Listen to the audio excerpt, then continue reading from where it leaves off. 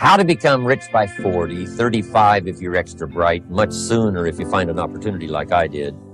Let me show you how I did it. Financial independence. I like the phrase financial independence. Some people are a little bit concerned about using the word becoming rich or becoming wealthy, and I can understand that. I struggled a little bit with this. Is it okay to go for becoming rich, go for becoming wealthy? And maybe that's a bit too strong a word or strong a term. So here's what I've come up with that I think is comfortable for me, and that is how to become financially independent. I think it's every person's heritage here, especially in America, to become financially independent. Now, let me give you my definition of financial independence.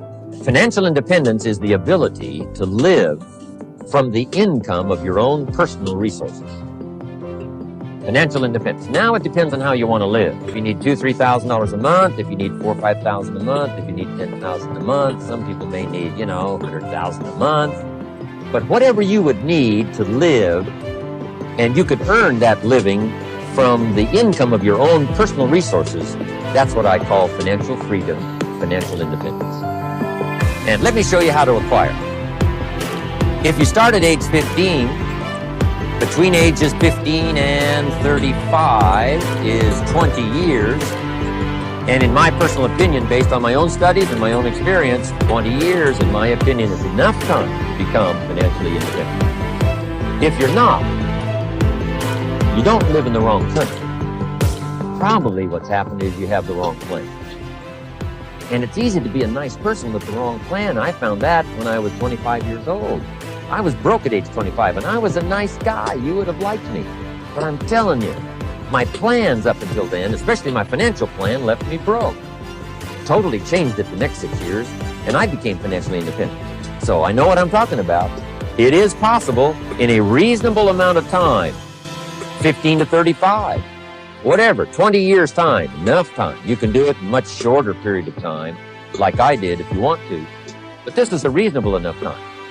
But here's number one. First of all, you got to have the right philosophy. Philosophy is our ability to gather knowledge and sort through it and decide what's valued. To develop a philosophy about life, a philosophy about our health, a philosophy about our family relationships, a philosophy about economics. And if you develop the right philosophy, that's what helps to set this sail, so that in 6 years it takes you where you want to go, instead of winding up like I did that first 6 years of my economics, broke, no money, empty bank account. The right philosophy. Now let me give you a couple of philosophies to consider. Here's the first one. It's called the philosophy of the poor. And here it is. Poor people usually spend their money and invest what's left. That's the philosophy of the poor. Now, here's the philosophy of the rich. Rich people invest their money and spend what's left. And here's the startling answer. It really doesn't matter what the amount is. What's most important is not the amount. What's really important is the philosophy. So I would ask you to adopt this philosophy of spending after you have invested. Invest first, then spend. And I've got a little formula that I'm going to share with you. Now, what should a child do with a dollar? I mean, there's a lot of debate going on, I'm sure, across the country on what a child should do with a dollar. Here's one opinion. It's only a child and it's only a dollar. The difference is a penny. Well, in my opinion, it makes all the difference in the world. A person's economic future starts with a child with a dollar. Somebody says, oh, no, you're only young once. Let him spend the dollar. Well, when would you hope that would stop? Somebody says, well, wait till he's 50 and broke like me and then he'll learn. Well, no, we don't want to wait that long. If I would have known earlier than age 25, I would have changed. In high school, if they would have had classes called Wealth 1, Wealth 2, I'd have taken both classes. I would not have waited until age 25. So, the earlier the better. So, what should a child do with a dollar? Here's the simple premise to begin with. Don't spend it all. And if a child wants to spend the whole dollar, you got to say, hey, don't spend it all.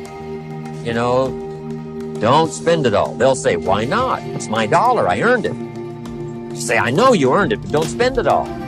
They'll still say, why not? Say, let me show you why not. So you put them in your car, take them to the other side of town, and show them where people live that spend the whole dollar. Just drive them around. Kids learn best by visual.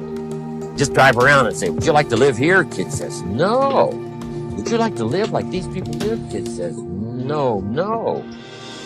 Then you can't spend the whole dollar. So kids will get the message. So, take them to the other side of town, show them around, unless you already live there, and then just show them around. Anyway, don't spend the whole dollar.